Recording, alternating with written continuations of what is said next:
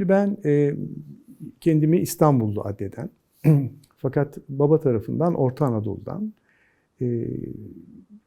gelen bir ailenin aynı zamanda fakat anne tarafından da nesiller boyu hem anneanne tarafından hem dede tarafından nesiller boyu İstanbullu olan ve nesiller boyu İstanbullu olan o ailenin bir çocuğu olarak ama Ankara'da doğdum. Babam bir hukuk profesörü, çalışkan bir Cumhuriyet nesli ferdi. Hukuk reformlarının içinde bulunduğu bir dönemin insanı.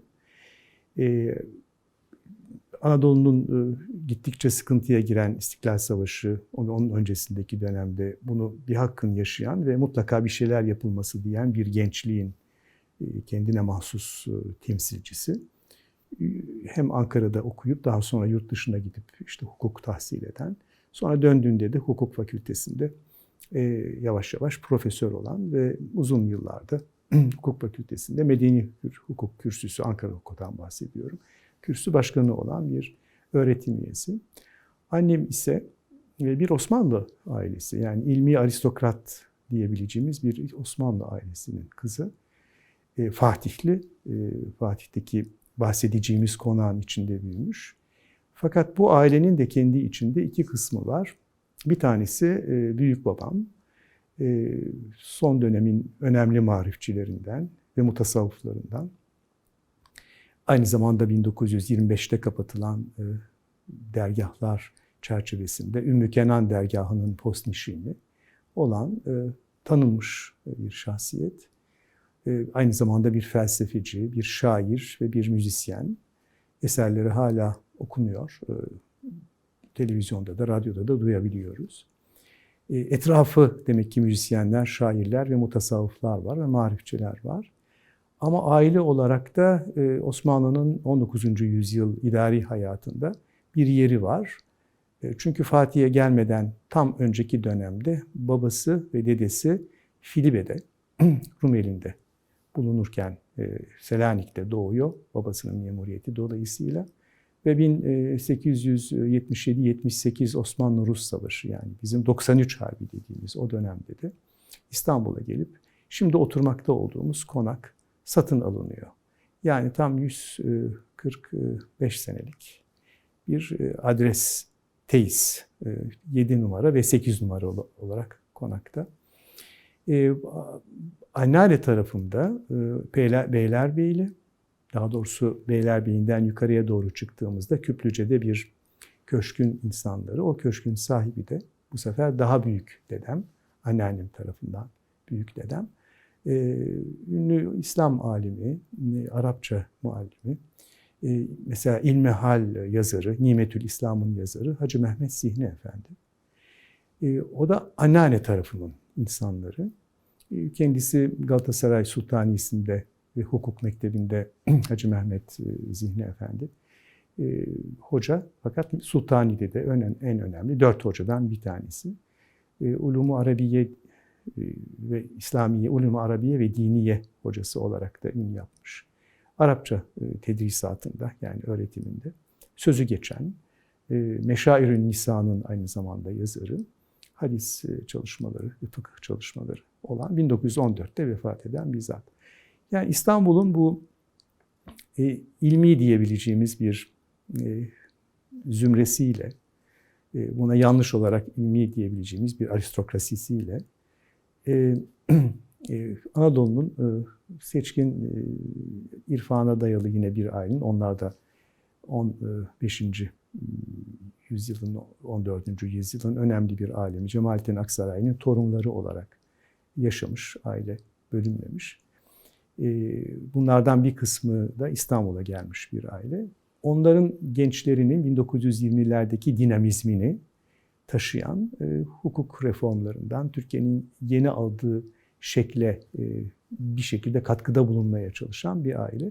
Osmanlı ile Cumhuriyet ailesi karışımı, keşke bir sentezi olabilseydim ama karışımı olan bir farklılığın, farklı birleşimin, farklılıklardan gelen bir birleşimin çocuğuyum ben.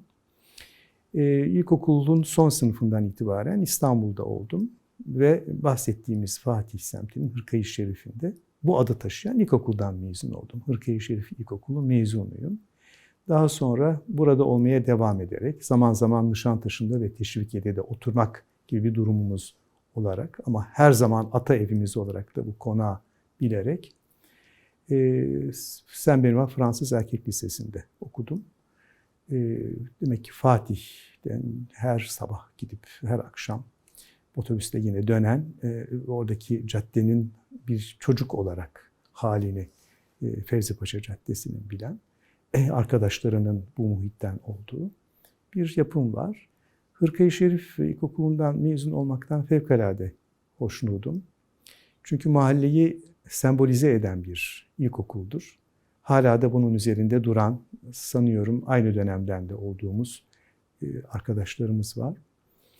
Bir kere isminden dolayı büyük bir haz alıyorum.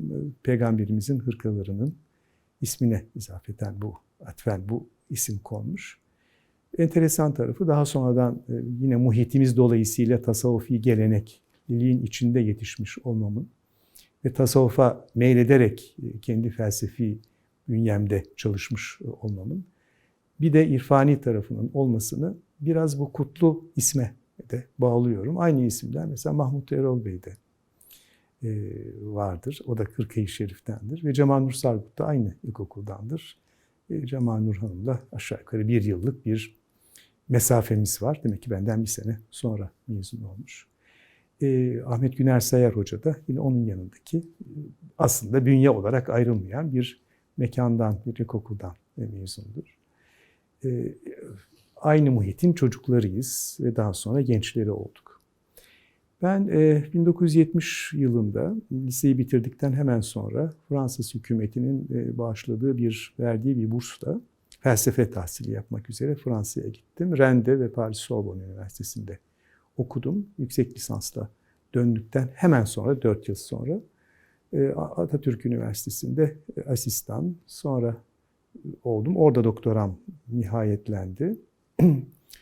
Yardımcı doçent olarak orada oldum. Doçentliğe kadar geldim. Sonra Ankara Üniversitesi'nde 1984 yılında Dil ve Tarih Coğrafya Fakültesi'ne felsefe bölümü öğretim üyesi olarak atandım.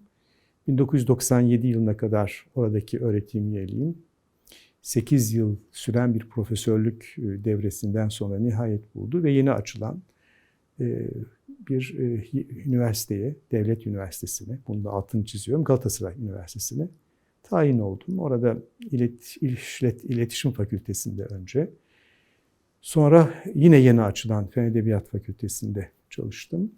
Sosyal Bilimler Enstitüsü Müdürlüğü, Fen Edebiyat Fakültesi Dekanlığı ve Felsefe bölümünün de kuruluşunu gerçekleştiren bölüm başkanı olarak çalıştım. Yeni 9 yıllık dekanlık hayatımdan sonra yeni bir gurbet fikri doğdu. O da devlet beni 2009 yılında galiba yeni hükümetin 2002'de başlayan o süreç içerisinde yeni hükümetin ilk yurt dışına atadığı büyükelçi olarak Türkiye Cumhuriyeti Vatikan Büyükelçisi oldum. Orada da 5 yıla yakın bir süre kaldım. Dönüşümde Galatasaray'a dönmedim çünkü devletten emekli büyükelçi olarak ayrıldım. Bu defa İstanbul Aydın Üniversitesi'nde ayrılarak ve tekrar geri dönerek çalıştım. Batı Araştırmaları Merkezi Müdürü oldum. Şimdi tekrar ayrılmış vaziyetteyim. Hür ve müstakil olarak bilim adamı olmaya devam ediyorum. Neden Fatih'e bu kadar büyük bir... Şimdi ben bir felsefeciyim. Sizler daha çok sanat tarihçisi ve tarihçisiniz. Ama görüyorum, anlıyorum ki interdisipliner çalışmalara çok meraklısınız. Bu büyük bir müjdedir bizim için. Yani öğretim üyeliğinde 45 yılını aşmış bir şahıs olarak, bir hocanız olarak konuşuyorum. Bir müjdedir. Yani tarihçi tarihin içinde, sanat tarihçisi sanat tarihin içinde, felsefeci felsefenin içinde, edebiyatçı edebiyatın içinde değil. Fakat interdisipliner, kapsamlı bir çalışmanın yapılması çok önemlidir. Ve bu hal bütünlüklü olduğu için bütünün temelindeki felsefi yaklaşımı da gerekli kılar. Ve bu bizi semtlerimizi, tarihimizi, kültür dünyamızı, medeniyetimizi ele alırken o bütünlükle ele almaya zorladığı o yerde felsefeye olan ihtiyacı da özgüveni de felsefecilerin fark ediyoruz. Çünkü bu kültürün, bu medeniyetin bir bilinci var. Kendisi üzerinde bir kanaati var. Ve bu medeniyetin ümran olarak oluşturmuş olduğu bütün eserlerin temelinde ve insan olarak oluşmakta olan ve kurucu unsuru olan insan üzerinde de bir telakkisi var. Bu telakkiyi bu yapılarda, eserlerde, medeniyet adına görülen o şeyde biz felsefenin rolüne daha fazla inanıyoruz. Bunu ortaya çıkartabilmesi bakımından. O zaman İstanbul dediğimiz zaman bunu herhangi bir şoven duyguyla söylemiş olmak istemiyorum. Ama sizin de buna inanmanızı istiyorum. Bütün dünyada bunu böyle görecektir eğer biz doğru anlatabilirsek. İstanbul pek çok medeniyet şehirlerinden bir tanesidir ama Amerika'ya geçmeden Asya'daki ve Avrupa'daki medeniyette ilişkin şehirleri sayabiliriz. Roma'yı sayabilirsiniz, Paris'i sayabilirsiniz. Devam edebilirsiniz bütün bunları saymaya. Bütün medeniyet şehirlerinin hamolesinden, yükünden, birikiminden çok daha fazla bir birikime ve çok daha fazla bir anlama sahiptir. Bu anlam biz olduğumuz için ifade edilmesi gereken bir anlam değildir. Belki diğerlerinin, diğer kültür mensubu olan Avrupalıların, Asyalıların, Amerikalıların, belki Afrika bünyesinden gelen çeşitli kültür insanlarının görmesi gereken bir konudur. İstanbul dediğimiz zaman da bunun içinde tabii en önemli üzerinde durulması gereken Sur içi İstanbul anlamında sizin meşgul olduğunuz ve birer kültür fedaisi olarak da heyecanınızı çok güzel gördüğüm o insanlar olarak sizin sahanızdır. Fatih İstanbul'dur. Nereden çıkarttınız? 1453'te fethedilen yer burasıdır. Ama daha önceden Hazreti Peygamber'in müjdelediği, övdüğü kumandanını o belde, o şehirdir. Ve bu şehir bir medeniyet şehridir. İstanbul alınmadan da bir medeniyet şehridir. İstanbul alındıktan sonra da bir İslam medeniyeti şehridir. Dahası İslam medeniyetinin içinde bir İstanbul medeniyetinin sahasıdır. Ya İstanbul medeniyetinin merkezidir. Bu İstanbul medeniyeti yani İstanbul medeniyeti, 3 terim kullanmış olayım. Türk, İslam ve İstanbul medeniyeti. Buranın kaynak teşkil ettiği bir yerdir. Ve burası bütün medeniyetlerde olduğu gibi farklı medeniyetlerden alımlama yapabilir, yapmıştır ve farklı medeniyetlere aktarımlarda bulunabilir. İslam tefekkürünün, İslam medeniyetinin en yüksek meziyetlerinden bir tanesi, Peygamberimizin de işareti doğrultusunda bunu ele alabilirsiniz. Hikmete sahip olmaktır, yani bilgeliğe sahip olmaktır ve bilgelik, hikmet, ilim neredeyse o bizim yitik malımızdır. Yani bulmak, kompleksiz olarak olması icap ettiği veçesiyle, kadarıyla, katkıda bulunacağı kadarıyla kendimiz için alımlamak durumunda olduğumuz bir medeniyet anlayışına sahiptir. Bunun birinci şekli de Medine ortamıdır. Tarihimizin başlangıcını ifade eder. Yani İslam tarihinin başlangıcını ifade eder. Oradaki farklılıkların bütünlüğünü hatırlayabilirsiniz. O farklılıkların nasıl bir müşterek uslup oluşturması gerektiğini önce Medine Barışı'ndan, vesikasından itibaren fark edersiniz. Ve nasıl oluşturmuş olduğunu da tarihte okursunuz ve o nüvenin şimdi nurlanmış, aydınlanmış o Medine'nin bütün dünyaya buradan neleri aksettirdiğini de düşünürsünüz. Kültür tarihçileri ve düşünce tarihçileri zaman zaman bugün Amerika'daki yeni konservatizm, yeni muhafazakarlığın da böyle bir fikri olan insanlar da var. Fikir ve medeniyet tarihçileri zaman zaman şehirlerden bahsedebilirler. Bir nüve, bir sembol, bir kaynak, bir zemin olarak bahsedebilirler. Mesela onlar Atina'dan bahsedebilir. Mesela onlar Kudüs'ten bahsedebilirler. Batı düşüncesindeki bu muhafazakarlığı. Atina daha çok akıl gibi prezente edilir, takdim edilir. Kudüs daha çok semavi veya tek tanrılı dinlerin iman alanı olarak düşünülebilir. Bunun üzerine metaforlar da kullanarak bir takım serimler, takdimler yapabilirsiniz. Bir şehir fikri üzerinde durarak. Burada unutulan bir şey var. O unutulanı bizim hatırlamamız ama önce fark etmemiz, bulmamız gerekiyor. Bu şehirlere ilave edilen bir Medine var. Yani Medine-i Münevvere var. Yani bir önceki Yesrib. Bu da bir medeniyet konseptidir. Bu da bir medeniyet tasarısıdır. Kendindeki bütünlüğün, kendindeki birlik fikrinin, tevhid fikrinin ve kendindeki oluşan o harikulade İslami güzel uslubun medeniyetinin şehridir. Ve sonra etkileyecektir. Etkilediği şehirler ya da sirayet ettiği şehirler, şimdi alacağı yeni veçhe dolayısıyla Kudüs olabilir. Şimdi yeni Kudüs olabilir. İslam'la müşerref olduktan sonraki. Ama Kudüs de eskiyi barındırır ve Kudüs onları hiç rencide etmeden, yani eski ve eskileri rencide etmeden orada İslam adına, İslam medeniyetinin temel irfanı adına bir hakimiyet, dolayısıyla bir bütünlük kurmuştur. Bunu bugün adına hatırlatmak, bugün yaşanan bütün bu dramlar, trajedyalar adına hatırlatmak, fakat önce kendimizi hatırlatmak ve oradaki Selahaddin Eyyubi'nin tavrını hiçbir zaman unutmamak, Hazreti Ömer'in orayı devralışını hiçbir zaman unutmamak durumundayız. Bu Kudüs'tür ama pek çok fetih sırasında iştirak eden, bu fethin yaygın olarak gönlümüzün kucakladığı o hal itibariyle üzerinde gerçekleştiği Arabistan Yarımadası'ndaki şehirleri, Bağdat'ı, Halep'i, Damas'ı, Şam'ı, Diyarbakır'ı düşünebilirsiniz.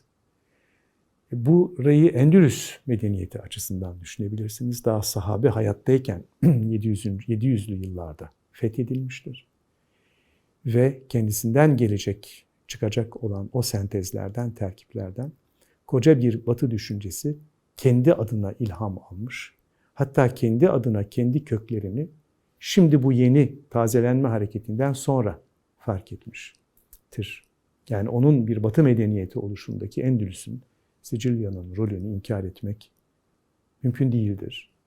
Ama Endülüs'ü de bir mekan olarak düşündüğünüzde Kurtuba'sıyla, Granada'sıyla, Sevilla'sıyla, Mursiya'sıyla harikulade bir şehir fikrinin, İslami şehir fikrinin hiç kimseyi, hiçbir kültürü ve iman alanını rencide etmeksizin, tekrarlıyorum, nasıl mümkün olduğunu gösteren yerlerdir. Madrid'i bile Müslümanlar kurmuştur. El Madrid değil mi? İsmi Tuleytullah, yani Toledo bile Müslümanların çok etkin olarak yer buldukları bir yerdir. Bu hatıralar halen devam etmektedir. Ve fark edene, fark ettirene ne mutlu. Bütün bir insanlık adına, Batı adına ve İslam'ın evrensel mesajı adına bunu fark ettirenlere ne mutlu. Çok uzattım değil mi? Şeyden çıkamadım yukarıya doğru, Arap Yarımadası'ndan. Tabii şimdi o hadisin konusu vuku bulacak ve İstanbul fethedilecek. Biz bir istila hareketi olarak görmedik İstanbul'un fethini. İstanbul'un fethi şimdi ilahi kelimetullah fikrinin, yani Allah'ın isminin yüceltilmesi, o kelimenin yüceltilmesi adına bütün bir insaniyeti, bütün bir beşeriyeti ve hatta bütün bir medeniyeti, ilmi kucaklayan bir fetih olarak düşünüldü. Bugün batılı tarihçiler de aynı kanaatte olabiliyorlar. Belki de yıkılan Bizans'ın kendileri açısından bunun düşünülmesi pek mümkün olmayabilir ama bizim açımızdan neredeyse onlardan da istifade etmek için yücelen bir İslami İstanbul medeniyetinden, İslami Türk medeniyetinden, bir İslam medeniyetinden bu şehir için bahsetmek mümkündür. 1454'tür galiba. İstanbul'un fethinden sonra bir de Galata'nın Cenevizlerden alınışı. Şimdi Ortodoks dünyası himayemiz altına girmiştir. Fakat aynı iş ayrıca bir de Galata dolayısıyla söz konusu olacaktır. Beni ilgilendiren bir diğer husus daha var. Söylenir ama çok söylenmez. O güne kadar İstanbul'a kabul edilmeyen Ermeniler de şimdi Mehmet Fatih tarafından davet edilerek içeriye gireceklerdir. Nitekim bu fethi isteyenlerin içinde Doğu'nun ilk kilisesi 303'te kurulmuş olan Gregorian Kilisesi'dir Kayseri'de. Yani Ermeni kilisesidir. Bu fethi isteyenlerin içinde de Ermeniler vardır. Ve hatta söylenir ki Bursa'da Ermeni Patriği Fatih'in kılıcını okumuştur kendince, kendi adetince. Ama fetihten sonra onlar da bu güzel şehre kabul edileceklerdir. Başka şeye bakmanıza gerek yok. Sadece bu yapısıyla, bu himayeci ruhuyla tevhidi bir karakterin, bir medeniyetin eksen hattında nasıl bulunduğunu görmüş olabilirsiniz. Şimdi burada hiçbir şeyi yakıp yıkmak söz konusu olmaksızın ezeli bir ilahi hikmetin ismini de taşımış olan Ayasofya'nın tabii Fatih tarafından Fethi Mübin dolayısıyla camiye tahvil edilmesi gerekirdi. Ama hatırlayalım ki bu eğer evrensel bir tevhid medeniyetinin bir aksiyonuysa o aksiyon hem de kendisinden evvelki her şeyi, yani iman adına, doğru iman adına her şeyi ve bunların ilahi kelimetullah'a doğru çıkışı itibariyle her şeyi içine alır. Yani o camiyi sadece kendisi bakımından değil ama kucaklayıcılığı bakımından da önemlidir. Nitekim Türkler bunu da 3-4. defa rencide edilme kelimesini kullanıyorum. Türkler bu hususta ne binayı ne de imanlarını rencide etmiş değillerdir. Sadece cami ölçülerinin müsaade ettiği nispette orayı kendilerine mal etmiş. Arka plandaki sanatı muhafaza etmiş ve hatta 1400-1500'lerde de yüksek mimarımız Mimar Sinan tarafından bu binanın ayakta kalabilmesi sağlanmıştır. İstinat duvarlarıyla ama ayrıca orada bir İslam medeniyeti temelini oluşturacak bir külliyede Fatih Camii'nde olduğu gibi daha sonra kurulacaktır bir İslami medeniyet külliyesi diyelim. Eğitimiyle, kütüphanesiyle, medresesiyle ve her türlü dikkatiyle. Ayasofya'nın Batı dünyası tarafından ne kadar, Batı medeniyeti tarafından ne kadar benimsendiğini elbette bilirsiniz. Ama Batı dünyası dediğim zaman Batı kavramını Hristiyanlığın batısı olarak da düşünmek isterim. Ama 1204'teki Latin istilası maalesef onların böylesi bir emanete sahip çıkabilecek karakterde olmadığını göstermiştir. Yakıp yıkılmış bir İstanbul var 13. yüzyılın başında. Pek çok emanet Batı ülkelerine taşınıyor. Bugün Venedik'e gittiğinizde San Marco Meydanı'nda ve San Marco Kilisesi'nde buradan gitmiş pek çok eseri, yağmalanmış olan pek çok eseri görmüşsünüzdür. Demek ki Batı'ya uygun görmemiş kendini İstanbul'un ruhu. Kendini daha çok İslami himayeye uygun bulmuş. Bunun da bir medeniyet konsepti idraki anlamında değerlendirilmesi gerekir. Böyle tarihi bir tecelli, bir kader ama nitekim kardinal külahı görmektense diye başlayan o cümleyi hatırlıyoruz. Bu bir himayedir. Bu himaye sadece Ortodokslar için söz konusu olmamıştır. Demek ki Ermeniler için de söz konusu olmuştur. Ama Batılı Hristiyanlık anlamında Katolikler için de Galata dolayısıyla söz konusu olmuştur. 1463 yıllarında sanıyorum Bosna için de söz konusu olacaktır Katoliklik açısından. Bu üzerinde durulması gereken her bakımdan tebarüz ettirilmesi belirgin kılınması gereken bir hususiyettir. İstanbul konseptimizin idraki bakımından. O zaman Fatih'in değerlendirilmesi, yani Fatih ilçesi veya Fatih geniş semti olarak, o biliyorsunuz 1/4'üdür bunun Fatih. Koca Mustafa Paşa ile Vatan Caddesi'nin öbür tarafı daha çok başka bir şeymiş gibi, parçasıymış Fatih ilçesinin gibi düşünülür ama Fatih'tedir. Ama Eminönü ilçesi de ayrıca bunun daha çok doğu tarafıdır. Ama Fatih, önceki küçük ya da kendince büyük Fatih alalım. Arkasından genişletelim ve arkasından Eminönü'nü de içine alacak şekilde şimdi öngördüğümüz, idaremizin öngördüğü şekliyle ele alalım. Fatih bu sefer Sur İstanbul'udur. Ve medeniyetimizi ifade eden en başat, en kaynak bir zemindir. Tıpkı Üsküdar'da buna ilave edilecek olduğu gibi, Eyüp semti de ilave edilecek olduğu gibi, hatta neden olmasın kısmen Galata'nın ve Kadıköy'ün de ilave edilecek olduğu gibi.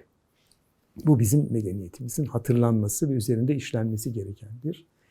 Eyüp semti çok değerlendirildi. Çok şükür sıra en yüksek bir dikkatle Fatih'e geldi.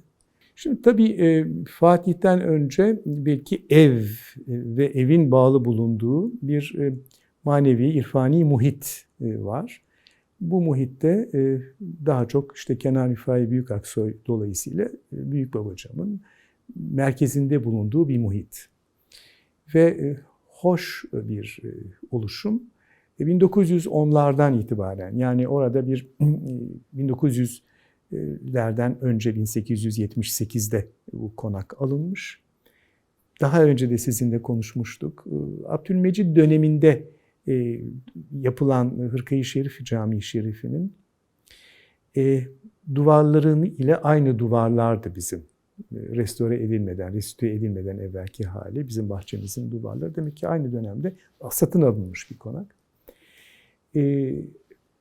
Ama 78'den itibaren daha sonra bir posta telgraf başsicil memuru, daha sonra posta telgraf nazırı olacak olan bir babanın oğlu, büyük babam ve marifçi olarak marif müdürlükleri de farklı Osmanlı'nın kendine has coğrafyası içinde o gün için müdürlüklerde bulunmuş. Ama 1900'lerin ilk yıllarında da Medine-i Münevvere'de oradaki hocalığı dolayısıyla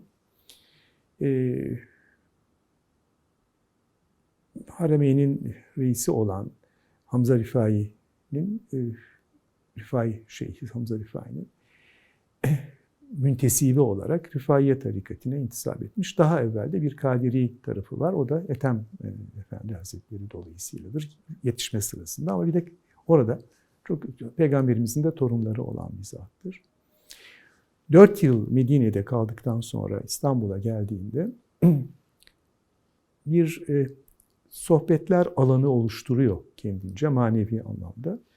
Fakat dönem İttihat ve Terakki'nin kendisinden çok bahsettirdiği bir dönem. Politik bir takım çatışmaların zemini de var. Orada toplanan bu 15-20 kadar insan olmalı, daha fazla olamaz çünkü mekanı biliyorum. Ya bunlar İttihatçı galiba diye bir şekilde evi toplantı olacağı gün gelip araştırmak istiyorlar. Eski tabirle toplantıyı basmak istiyorlar. Bizimkilerin siyasetle bir alakası yok. Zaten devlet memuru ve bir Tetkikat-ı İlmiye Encümeni azası olacak. Daha sonra bir de Darüşşafaka Lisesi müdürü olarak da çok uzun yıllar geçirecek büyük babam. 1920'lere kadar. Ama 1908'lerdeyiz şu anda. Böyle olunca bunun tasavvufi, irfani bir anlamı olduğu demek ki görülmüyor. Demek ki biz bunu hukuken ne gerekiyorsa kurumsal anlamda bunu gerçekleştirelim diyor ve İstanbul'da en son oluşturulan Rifai dergahlarından biri olarak, belki sonuncusu veya sondan bir öncesi olarak evinin yani konağının bahçesine bir Rifai dergahı inşa ettiriyor.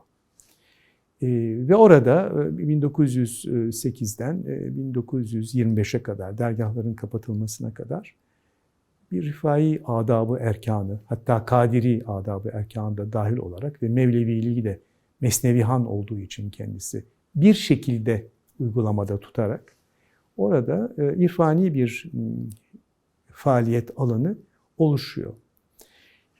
1925'ten sonra dergahlar kapatıldığında bu konuda hiçbir ısrarı, hatta endişesi yok. Bozulmuştu dergahlar umumiyetle. Burada isabet olan bir taraf var diyor. Bir gün açılacaktır ve akademiler şeklinde açılacaktır diyor. Konağına çekiliyor, kızına veriyor dergah olan o binayı konak olarak. Büyük kızına, annem değil, annemin ablası olan kızına. Orada evine çekilerek hem bir taraftan marifteki görevine devam ediyor, bir taraftan da yakın ihvanına sohbetlerde bulunuyor. Şimdi benim içine doğduğum muhit, tabii bu eski dergah adabını görmüş, oralara devam etmiş, onların hanımları, çocukları olan insanlar. Ama devam eden bir biçimde de, tam böyle doğuma yakın bir zamana kadar çünkü büyük babamın mahiyetinde devam etmiş. Devam eden tarafıyla da bu da evde yapılan sohbetler ve gelenler gidenlerle olan meşguliyet. Tam da ben bu tip bir muhitin, bu tip bir algılayışın, tasavvufi bir algılayışın içine doğdum. Benim doğumumdan 6 ay kadar önce, Temmuz ayında büyük babam vefat etmişti. Ben Aralık ayında doğdum. Maalesef onu göremeyen son torunuyum. Yani evlatlarından birinin evladı olarak torun çocuklarını görmüş belki ama veya onları olmuş ama onlar da göremediler ama torun olarak ben görememişim. İsmimi de kendisinin istediği ortaya çıkıyor. Kenan ismini de bana veriyorlar. Ben demek ki onun yetiştirdiği, onun merkezi şahsiyet olarak bulunduğu bir aile hayatının, hatta bir konak hayatının içinde oldum. Ankara'da oturduk ama hep buraya geldik, gittik. İlkokulun son sınıfından itibaren de burada bulunduk. Onların çok farklı bir tarafları vardı. Bu insanlar eski dergahlardaki aplikasyonları, uygulamaları yaşamış, seyretmiş insanlardı. Bu işin ahlakını muhafaza eden, edebini muhafaza eden insanlardı. Fakat muhitin bir karakteri, bir özelliği olarak da dünya hayatının içinde de var olan insanlardı. Bunlar bilim adamları, doktorlar, sanatta şairler, müzisyenler. Daha sonra kültür hayatımızın içinde yer alacak yazarlar, diyelim ki Samiha Ayverdi, Semiha Cemal, Semiha Cemal kendisinden evvel vefat etmiştir. Safiye Erol, Sofi Huri, böyle bir yazarlar grubu. Onların içinde de büyüdüm ve onların mesela Nihat Sami Banarlı, onların mesela bazı edisyon kritiklerinde büyük babamın diyelim ki Mesnevi şerhinin tekrardan ele alınışı ve baskıya hazırlanışı, edisyon kritiği sırasında da onların mesela yanında oldum ama devamlı sohbetleri dinleyerek büyüdüm. Bir de bu muhit sadece evin içindeki ya da eve gelen giden uzak semtlerden insanlar değildi. Şimdi sizin daha çok sorunuzun cevabı olabilecek olan konağın etrafındaki iskan alanında oturan insanlardı aynı zamanda. Yani sokakta zaten toplu halde sayacak olsanız 1, 2, 3, 4, 5, belki 10 kadar, belki 8 kadar bina var. Bunlar 2 tanesi 3 katlı kârgir bina. Daha sonra da apartman olarak büyüdüler. Onların karşısında, bizim karşımızda 2 katlı bahçe içinde ev. Onlar da kârgir yapılmış. Onların biraz daha Fevzi Paşa Caddesi'ne yakın olan tarafında bahçe içinde bir ahşap ev. Tam Fevzi Paşa Caddesi'nin de yan yana bulunduğu veya işte birlikte bir köşe oluşturduğu o yerde de metruk olan bir alan vardı. Bu alana da aşkının evi diye ifade ederlerdi. Aşkın, o zaman tabii benim kafamda ne olduğu, olabileceği konusunda bir fikir yok. Ama daha sonradan öğrendim ki bu Aşkın büyük ihtimalle Edirne Kapı'daki Molla Aşkın'ın evi demek ki oradaymış.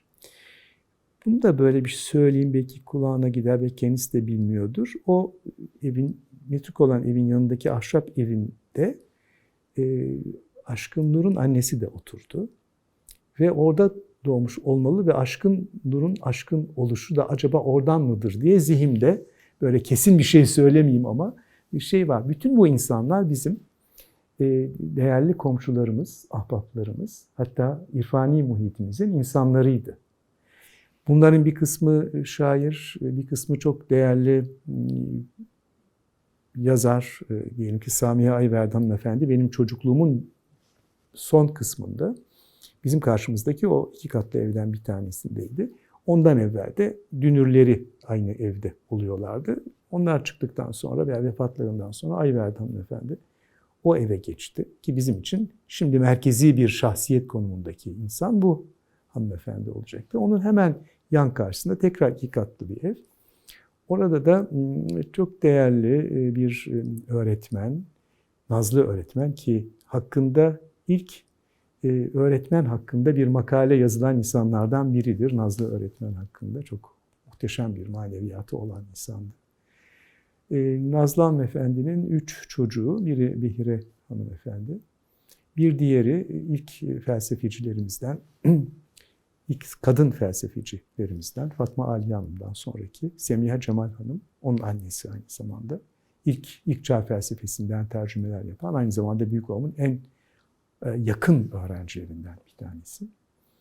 Ve yine oğlu, bu sefer teyzemin eşi olacak olan Profesör Ziya Cemal Beylerin annesiydi. Bu insanlar neredeyse aynı evi biz paylaşıyorduk. Yine sokaktan girdip de konağa doğru geldiğimiz o 80 metre içinde Altay Camii solda. 2 de kârgir evlerden bir tanesi, 3 kârgir evden, özür dilerim, 3 kârgir evden bir tanesi de Trabzonlu Fatma Hanım teyzenin eviydi. Önce ahşap, sonra kârgir olmuştu. O da muhitimizin insanlarından biriydi. Karşımızdaki sokakta da pek çok insan yine bizimle alakalıydı.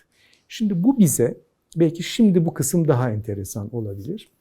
1950'li yılların da başlarında doğmuş olan o çocuklar için, bunu 50'den 58'e kadar götürebilirsiniz ve 57'ye kadar götürebilirsiniz. Bizim için mesela ilk çocuk iftarları, Türkiye'deki ilk çocuk iftarları Samiha Ayverdi hanımefendinin evinde bizler için yapılmıştır. Ben şimdi 72 yaşımı doldurdum.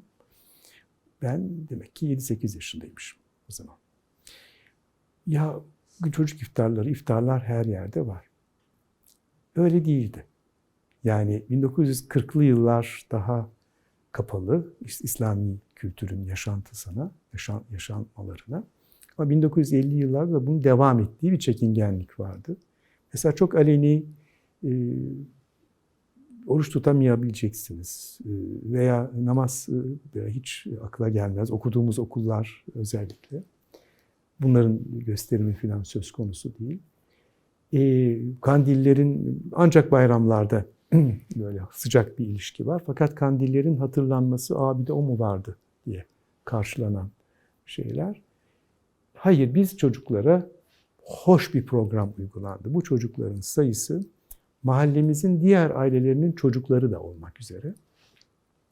Toplam geçen gün siz bana sorarsınız belki diye saydım resmin üzerinden. 20 filan. Yani 15 daha çok muhitin çocuğu veya buna belki 10 daha ilave edebiliriz. Sokaktaki arkadaşlarımız, aynı mahallede oynadığımız arkadaşlar. Bunlara ilk defa olarak Samiha hanımefendi o harikulade bilge şahsiyeti çerçevesinde çocuk iftarları yaptı. Bizim için oruç tutmak, o gün için, o günü hatırladığımızdan dolayı muhteşem güzel bir şey oldu. Yani çocuklar işte oruç tutuyorlar. Ve arkasından bir gün onların günü, çocuk günü, çocuk iftarı. Sinirlerde yemek yeniyor. Eski ilahiler okunuyor, yani dergahlarda okutulan. Eski oyunlar oynatılacak. Yani o da var. İstanbul'un böyle kendine mahsus oyunları var. Fincan oyunu gibi. Cicoz oyunu gibi mesela, onu hatırlıyorum. Böyle bir halka oluyorsunuz, ip geçiyor, onun içine yüzük koyuyorsunuz, o dolaşıyor böyle şeyden, onu yakalayacaksınız. Oyunlar oynanıyor ama hemen iftarla alakalı o saatte çocuklar güle oynaya akşam namazı kılıyorlar. Şimdi bu çocuğun zaten çok fazla görmüyor. Ama bir akşam namazı kılışımız var ki o dini hayatı sevmemiz bakımından ve toplu ibadeti sevmemiz bakımından çocuk ruhumuzda önemli bir rol oynamıştır. Çünkü size bağırılmıyor, çağrılmıyor ama bir şekilde katılıyorsunuz. Sonra onun ciddiyetiyle yapmaya başlıyorsunuz. Sonra namaz kılmaya başlıyorsunuz. Arkasından çeşitli oyunlar, taklitler, piyango çekimi ve hepsi bittikten sonra pür neşe evlerimize dağılırken bizlere verilen, ancak orada duyduğum bir terimle, diş kiraları. Bir de diş kirası veriliyor. Bir kese, yani neyse o. Yani 5 kuruş, 10 kuruş, 1 kuruş yani. Bu mesela enteresandı.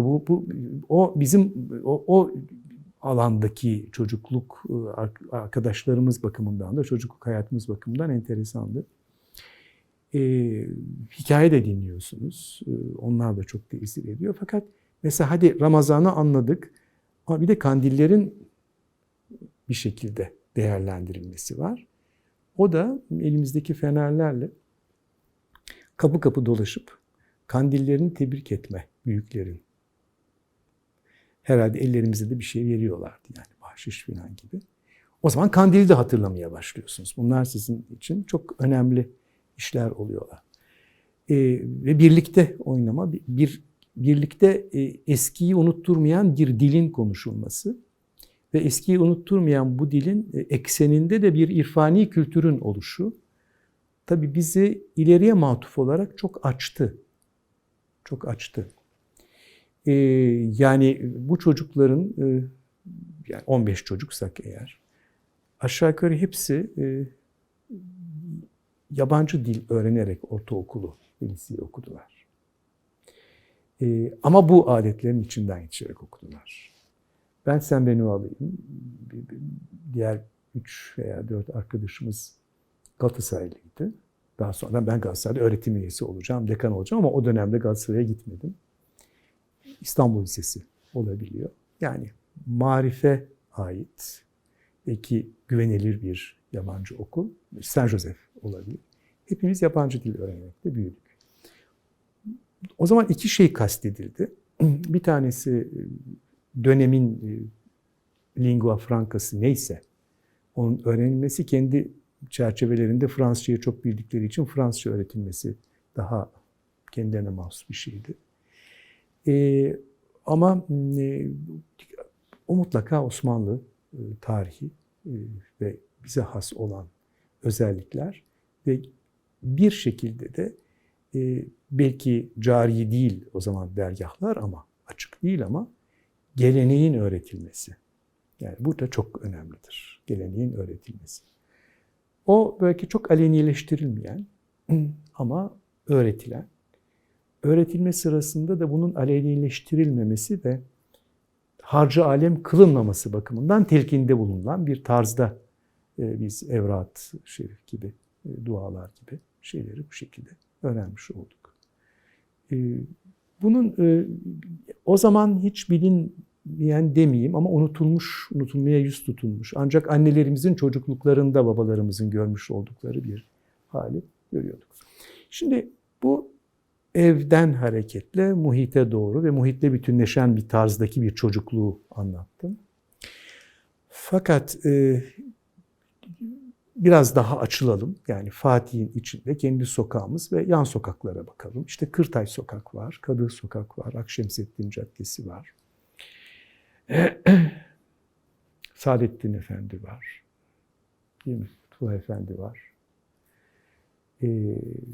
Bu sokakların içindeki yavaş yavaş işte okulumuz var. Hırkayı Şerif okulu var. Tabii önemli bir şey de şimdi halen var. Hatta daha da günleri arttırılmış olabilir. Hırkaya-i Şerif ziyareti var. Bu önemliydi mahallemiz için. Önemliydi. Bu mahallemize emanetti çünkü. Ve büyüklerimizle bu Hırkaya-i Şerif ziyaretine gidilir ve orada nasıl bir adap oluyorsa onu da tatbik edilir. Bazen ailemizden şahsiyetler de Hırkaya-i Şerif ziyaretinde bu ziyareti yaptıran zevat içinde, şahıslar içinde yer alırdı. İkincisi, mesela yine açılalım. Kabir ziyareti. Bu da dinin üzerinden anlatılmış olabileceği, ölümün de hatırlatılabileceği ama hamuşan olmaları dolayısıyla şimdi Mevlevilik adına kullanılan bir terimi biz de kullanmış olalım. Yani onlar vardırlar ama suskunlardır biçimindeki kabristanlara verilen, Mevlevi kabristanlarına verilen ismi hatırlayalım. Kabir ziyareti belki her hafta değil ama yani kandillerde, bayramlarda yani ayı geçmeyen bir biçimde en azından bir vesileyle kabir ziyaretleri. Bugün var olan, tatbik edilmekte olan belirgin Ramazan günlerinde Eyüp Sultan Hazretleri, Sümbül Sinan Hazretleri, Merkez Efendi Hazretleri gibi yerlerin ziyaretleri. Orada çocuk alıyor. Hele Eyüp Sultan'a gittiğiniz zaman bir de böyle enteresan oyuncaklar vardır. Böyle seramik değil ama topraktan yapılan, bizim çocukluğumuzda öyleydi. Pek çok şeyi alıyorsunuz. Bir ziyaret adabını öğreniyorsunuz. Belki namaza girdiğiniz zaman oradaki bir cami içindeki ibadetin ne olduğu konusunda değerlendiriyorsunuz. Demek ki oradan böyle hele ailedeki yaşlı şahıslarımızı kabir ziyaretine götürecek olan bir de mahallemizin bir çok da yeni olmayan bir arabası olan İhsan Efendi vardı, İhsan amcamız. O böyle alır götürür, hatta birkaç tur yapar falan böyle bir şeyler içerisinde. Sonra Muharrem ayının ilk 10 gününde de eğer tasavvufi alandaysanız, irfani bir alandaysanız mutlaka oradaki adabı muhafaza etmek durumundasınız. Bir Muharrem protokolü var idi. Yani sular alınır mesela farklı ziyaret yerlerinden. Bunlar kıbleye bakılarak içilir. Ve bunlar da mesela ne oluyor? İşte ritüelleri öğrenmeye başlıyorsunuz. Belki çok kesin ve çok genel ritüeller olmayabilir ama buradan da öğrenmeye başlıyorsunuz. Ama o Muharrem ayında mesela evin içinde ve bütün o muhitin insanları arasında çok fazla gülünmez, çok fazla ferahlı, ah ne kadar lan gibi haller olmaz. Çok fazla ferahlanılmaz. Kana kana su içilmez. Oruç da tutulabilir. Yani belki daha çok bu mezhebin, diğer mezhebin salikleri olan değerli dostlar daha olarak ritüelin daha baskın çıktığı bir zeminde tutuyorlar ama bizler de oruç tutabiliriz, büyüklerimiz de tutabilir. Ve bunu çok anlattım, pek de insanların hoşuna gider. Evde dikkat edilir, öyle çok sevdiğiniz tatlılı, ah bayıldığınız şu yemek olsa da yesek gibi yemekler o ilk 10 gün içinde yenmez. Ve eğer benim annem öyleydi, eğer sevmediğiniz bir yemek varsa mutlaka onun yapıldığı bir sofra kurulur. Şimdi bunu ben neden sonradan neden geliyor? Şimdi sevmediğim bir yemek var. Sultani bezelye. İsmi Sultani ama benim sultanım değil. Siz bilir misiniz sultani bezelyeyi? Böyle bakla ama böyle kabuk işte fasulyenin biraz daha iricesi ve kabacası olarak çıkmış. Ama bunu yani imkanı yok yiyemiyorum. Yani takılıyor. Yemek yenecek ki akşam yemeği. Annem mutlaka o 10 gün içinde sultani bezelye yapar. Yani bu senin heva-ı nefsin doğrultusunda gitmemeli. İşte su içilecek, dikkat et suya denir. Hayır eğlence falan yok. Yani böyle bir adab bizim muhitimizde, ailemizde, belki Fatih'in bizim yaşadığımız muhitinde bu da vardı. Bir ilk oruç hatıram var. Onu ifade etmeden geçmek istemiyorum. büyük babamın düşüncelerini, maneviyatına bize çocuklar olarak öğreten Samiha Ayverdi hanımefendi olmuştur. Zaten tefekkür bakımından da, felsefe bakımından, edebi zevk bakımından da kendisinden çok etkilendik. Ve bir İstanbul fikrini, İstanbul sevgisini, İstanbul maneviyatına ilişkin olan bir bağlılığı da ondan öğrendik. Çocuklara son derece dikkat eden, böyle elini sallayarak değil, muhabbetle ama aşkın bir havadan yine kucaklayarak son derece dikkat eden, itina eden bir meşgul olma tarzı vardı. Bunlardan bir örnek olarak şunu anlatayım. İlk defa çok küçük yaştayım. Oruç tuttum. Küçük bir yaş ama. Şu anda hatırlamıyorum. İftara yakın bir saatte biz Samiha hanımefendi demiyoruz, Samiha anne diyoruz. Samiha annem geldiler. Elinde bir güzel paket, benim için hazırlanmış bir paket. Memnun oluyorsunuz. Ve açıyorsunuz. Açtım. İçinden bir anahtarlık çıktı. Şimdi 60 şu kadar sene sonra anlıyorum ki en güzel hediye sabrın öğretilmesidir. İşte oruç ayının da manası budur. Bu sadece bu jestte devam etmedi ama büyüklerimiz bize çok kısa hikayeler anlatırdı.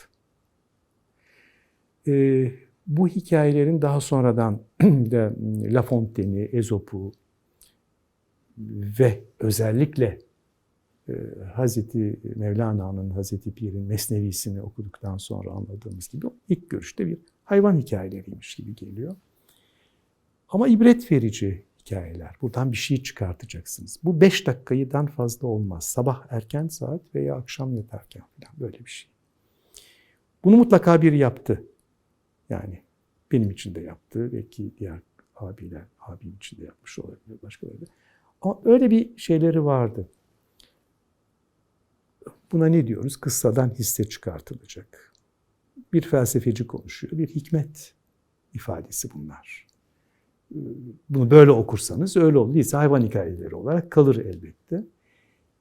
Sonra sorarlar yani peki burada ne var filan diye zaman zaman da sor. O mesela bir ilk adımlar benim felsefeciliğimin geliştiği o çerçevede. Fakat aynı zamanda maneviyata da ilk adımlar. Ne bileyim 6-7 yaşında galiba 6 yaşında pardon. İlk defa sinemaya gittim. Aysu sineması Karagümrük'te. Karagümrük stadyumuna yakın bir yerdeydi. Şimdi başka bir şey orası. Aysu sineması falan değil. Çok hoş da hatıra. Korkudan ne yapacağımı bilemedim. Çünkü fareler geçti ayağımın altından. Yani öyle hoş bir sinemaydı. Ama onu da o şeyi de hatırlıyorum. Sinema götürürler ve bizim o kültüre de aşina olmamızı isterler. Tiyatroya mesela belli bir yaştan sonra götürürler. Orada bir kültür eğitimi giriyor.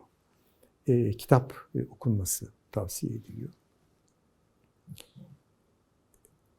Ama 11 yaşına falan gelince sizi sinemaya götüren bazen büyükler, biri veya ikisi oluyor. Kendi aralarında sizin de duyacağınız şekilde konuşuyorlar. Ya anlamlı bir sinema filmdi değil mi? Hatta kelime şu, bunu kendi öğrencilerimle konuşurken tebarüz ettiriyorum. Manalı bir filmdi. Bakıyor çocuğa nasıl yetişiyor diye. Bu lafa dikkat ediyor mu? Evet ediyordum ben. Yani ne demek istiyor? Anlam, mana falan ne demek? Bu ondan sonra benim Türkçe derslerime beni ayrı bağladı. Çünkü Türkçe derslerinde bu metin sana ne gösteriyor diye ortaokulda Türkçe öğretmenimizle bunları çalıştık.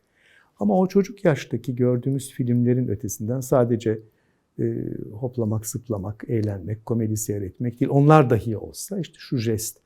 Bu bir tür ahlak eğitimi. Buna felsefeci olarak bir etik, muhtevalı bir eğitim diye gösterelim.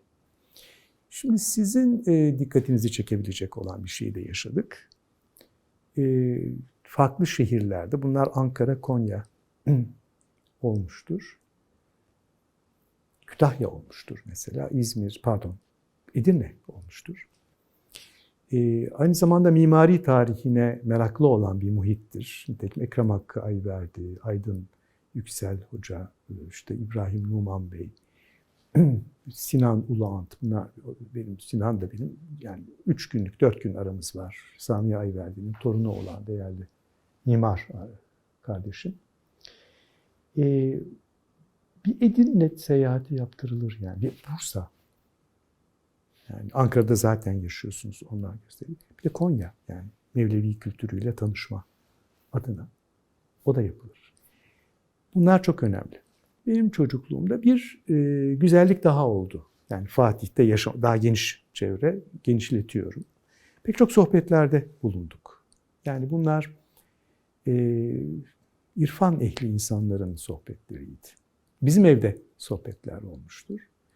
Ekrem Hakkı Ayverdi Bey'in evinde sohbetler olmuştur. Sami Ayverdi hanımefendinin evinde sohbetler olmuştur. Bu gelişen süreçte, ilerleyen zamanlarda yavaş yavaş siz 11-12 yaşını geride bırakıyorsunuz ve lise tahsiline başlıyorsunuz. Hiç eksik kalmadığımız bir entelektüel kültür verilmiştir. Sohbetler verilmiştir. Fakat karşılaştığımız insanlar, bunu geçen günde galiba sizinle konuştuk, değil mi? Fakir'i ziyaret etmiştiniz. 1925'te dergâhlar kapandığında o zaman kapandığı sırada postnişin olan insanları bizler görmedik. Bizim yaşımız görmedi. Ya da çok yaşlı olmuş olabilirler. Fakat onların yetiştirdikleri insanları gördük. Yine muhitin ve Fatih'in içinden diyelim ki Sadi dergâhı açık olsaydı şehrimindeki başında olacak olan Raşit Efendi, bizim Raşit Beyefendi amcamızdı. Yine Sadi şeyhlerinden, o da kapanmamış olsaydı devam edecek olan İzzi Beyefendi. Mithat Bahari Bey, Mevlevi. Münir Çelebi, diyelim ki Mevlevi. Bunlar Çelebi ailesi üstelik. Yine çocukluğumda Celalettin Çelebi, Makam Çelebisi, ki çocukları bizim akranlarımız. Makam Çelebisi şu anda geleneğin başı olan Hemdem Faruk Çelebi de benden de 4 gün büyüktür. Bunlarla aynı muhittesiniz. Yenikapı Mevlevihanesi açık olsaydı postnişin olacak olan ünlü bestekarımız ve kudümzenimiz Gavsi Baykara Beyefendi. Yine ondan sonra devam etmiş olsaydı, çünkü erken vefat etti, Resuhi Baykara Beyefendi. Diyelim ki Galata Mevlevihanesi ve Eyüp'teki Bahariye Mevlevihanesi, postnişin ailesi, diyelim ki kardeşi, teyzesi, halası, kuzeni ve çocukları olan insanlar, diyelim ki Selman Beyefendi. Bunlar bizim çocukluğumuzun işte o adabı, erkanı almış şahsiyetleriydi. Şimdi o tabii size kendi zümreniz veya kendi illa küçük muhitiniz değil, büyük babacığınızın etrafındaki muhit değil, fakat daha geniş bir tasavvufi muhitle bütünleştiriyor ve bunların birbirleriyle nasıl birlikte olduklarını gösteriyor. Yani her an aralarında evliliklerde olmuş olabilir ama bunlar hep dostlar. Yani diyelim ki büyükbabam Kenan Rifai Büyükaksoy'la Yenikapı Mevlevihanesi Şeyhi Abdülbaki Efendi, ikisini de görmedim ama bunlar çok iyi dostlar. Bir müzik ortamının içinde yine tasavvufi irfan çerçevesinde bulunuyorsunuz. Neyzenler mesela. Tanıdığım neyzenler, Allah uzun ömürler versin, çok küçük yaşımda görmüşümdür. Daha sonra çok fazla ilişkimiz olmadı ama çocukluk hatıralarımda mesela Niyazi Sayın Bey, Ulvi Erguner Bey, Kutsi Erguner'in babası Aka Gündüz Bey ve Ankara'da Selami Bertu Bey, bunlar mesela o havayı yansıtan şahsiyetlerdi. Bendir vurmak tabir ediliyor. Değil mi? Bendir yani. Onun bir kendinden geçercesine bir maneviyatını yaşayan, tasavvufi maneviyatı yaşayan ve belki de müezzin olarak Erenköy'ünde Galip Efendi Camii'nde yaşayan, onun bir etrafındaki o bulunan müştemilatta yaşayan ama gözlerini kapatıp sanki bir içine doğuyormuş gibi bendirin verdiği ritmle çalan ama pür cezbe halinde bir şahsiyet Muammer Efendi, ilk Muammer Dede. Ve sonra harikulade hafızlar tanıdım. Bunların başında dayım geliyor. Yani annemin abisi. Kazım Büyükaksoy. Bir tarafıyla Eczacılık Fakültesinden mezun. Diğer tarafıyla da ilahiyat da tahsil etmiş ama Hafız Sami Efendi'nin öğrencisi. Çok iyi bir hafız.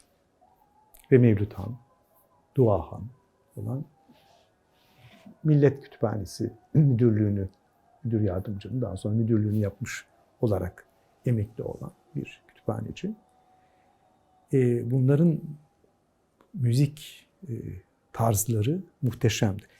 Çocukluğumda tanıdığım hali Kani Karaca mesela, Arap Camii imamı. Bunlar böyle gözümün önünden geçiyorlar. Siz sordunuz diye söylüyorum. Sormadınız ama sormuş gibisiniz sanki. Onlarla yani o dergahlarda bulunan o şahsiyetlerin o halini, tavrını görüyorsunuz. Ve buna adap diyebilirsiniz. Ama edep dersiniz. Yani yüksek bir seviyede olmasına rağmen nasıl bir mahfiyetin insanı olduklarını görebilirsiniz. Böyle bir tarzları var onların. Şimdi biz onların çocukları veya torunlarıyla beraberiz aslında. Yani bir şekilde görüşmüş oluyoruz. Bu da bize Fatih'in aksettirdiği, Fatih'ten kalan hatıralar arasındadır. Şimdi benim yetiştiğim muhitin büyükbabamla alakalı olarak daha farklı müzisyenleri de var. Yakın zamanda Fatih tarihidir değil mi? Cemalettin Server Revnakoğlu Bey'in tarihinde. Bunlar da geçiyor, orada da görülebilir. Ben tanımadım ama çocuklarını tanıdım. Diyelim ki Yaşar Baba. Zakirbaşı Yaşar Baba. Bu geçiyor şeyde çok anlatıyor. Yani aynı zamanda Bektaşi olan bir zat. Müzisyen. Ama büyükbabamın yakınından hiç ayrılmamış olan ve dergahlar açıkken halifelik mahiyetinde kendi dergahının da ayrıca şeyhi olan Şeyh Kadiri Dergahı Şeyhi. Bugün Nişanca Camii'nin arka tarafına, Fevzi Paşa Caddesi'ne doğru olan yerde dergahları var. Bahrettin Efendi, büyükbabamın halifesi. Onun kardeşi İzzettin Hümayi Bey. Biz bunları görmedik. Ama bunlarla yaşadık yani. Hemhal olduk, onların eserleriyle hemhal olduk. İzzettin Hümayi Bey, büyükbabamın kendi besteleri vardır. Bir de öğrencileri onun besteleri, güftelerini beste haline getirmişlerdir. İlahiyat-ı Kenan adlı eserden güfte halinde alınıp bestelenmiş eserleri vardır. Bu kendi besteleri olduğu gibi söylediğim gibi öğrencilerin de besteleri. Bu öğrencilerinden birkaç tanesi sayılabilir ama en önemli sayılması gereken isim İzzettin Hümayi Bey'dir. İzzettin Hümayi Bey Bahrettin Efendi'nin, andığım Bahrettin Efendi'nin kardeşidir. Harikulade bir müzisyen. Ve bugün İzmir Marşı'nın olarak bildiğimiz marşın bestekarı aynı zamanda. Yani demek ki o da Fatih'te burada, oralarda bestelenmiş. Ve bunlar hiç irfan hayatımızın dışında insanlar değiller. Cemalettin Server Revnakoğlu Bey, bu andığım Yaşar Baba ile İzzettin Hümayi Bey'in nasıl rifai zikri, yani rifai ritüelini bizim dergah-ı şerifte, Ümmü Kenan dergahında nasıl icra ediyorlar, onu bir tasvir ediyor. Çok hoş bir tasvir var orada. Yani çok 2 sıralı böyle bir şey. Rifai adabı, erkanı bakımından önemli olabilir. Ama biz bu insanları görmesek bile çocuklarıyla ve o muhitte orada okuyoruz. Şimdi 1950 yılından itibaren, yani bizim doğumumuzdan itibaren bir Fatih'in değişimi var. Şimdi işin dramatik tarafına geliyoruz. Biz bu değişim öncesinin değişmeden devam edebilmiş ya da bunları değişmeden devam etmesi değil de değişerek, özünü muhafaza ederek devam eden bir şeyin yeni tarzının ilk çocukları olarak düşünebiliriz. Bu devam dursun. Bunun üzerinde çok durulmalıdır. Bu da bir Fatih ruhudur. Bizim jenerasyon o çocuklar olarak bunu anmaya devam edebilirsiniz. İfade etmeye ve sorgulayabilirsiniz. Neler yaptılar bunun için diye. Biraz evvel anlattığım gibi işte çocuk iftarları, kandiller, Ramazan'daki davranışlar, işte Muharrem ayında yapılanlar, birbirleriyle olan münasebetler. Ama 1950'den sonra, yani bizim doğumumuzdan itibaren başlayan o işte çok yoğun bir kültürel değişim var. Bu kültürel değişimin bir tarafı mimaride görülüyor. O ahşap binalar yıkılıyor. Bizim sokağı tasavvur ediyorum. Ahşap binalar ya da 2 katlı çok büyük olmayan kârgir binalar yıkılıyor ve yerlerine 6 kat mı, 5 kat mı, 7 kat mı binalar yapılıyor. Yine söylemiştim. Bizim sokağın içindeki bütün oturanlar tamamı bir apartmanın eğer 4 daireli ise 2 katına sığıyorlar.